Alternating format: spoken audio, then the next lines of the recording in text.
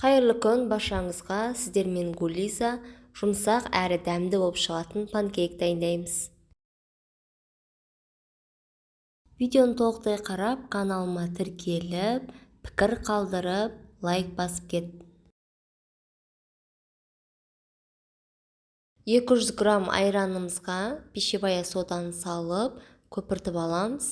Айран бөлме температурасында жылы болу керек. Одан кейін азырақ тұзымызды салып аламыз.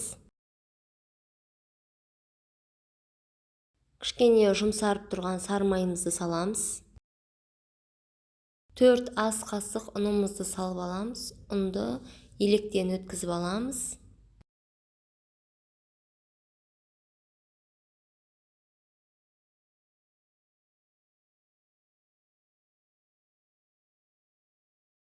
Одан кейін жақсылап барлығын араластырып аламыз.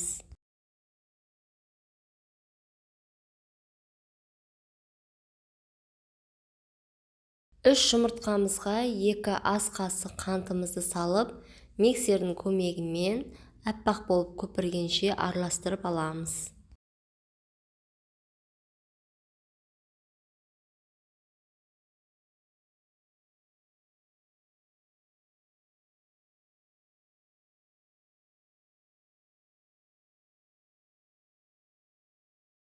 Бізде дайын болды. Енді осы екеуін жақсылап араластырып аламыз.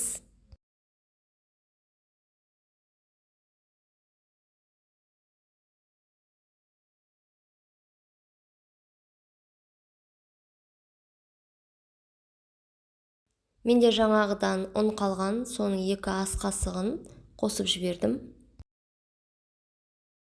Барлығын осылай араластырып аламыз, біркелкі болғанша.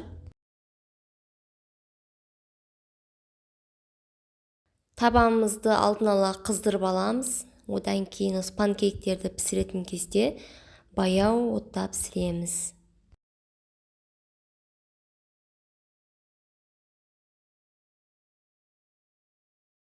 Панкейктеріміз тез осылай қызарып піседі.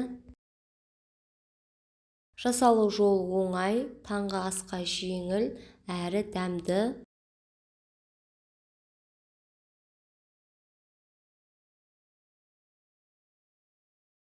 Панкейктеріміз дайын болып қалды, пісіп шықты. Қалғандарын дәл осылай жалғастырып пісіріп аламыз. Мен көбінесе бұны таңғы асқа балдарыма жасап беремін. Бір жасағаннан жұмсақ әрі дәмді болып шығады. Рецептін осылай жасап көріңіздер. Каналыма тіркеліп, лайк басып, қолдап кетіңіз. Видеоны толықтай қарағандарың үшін рахмет. Сау болыңыздар.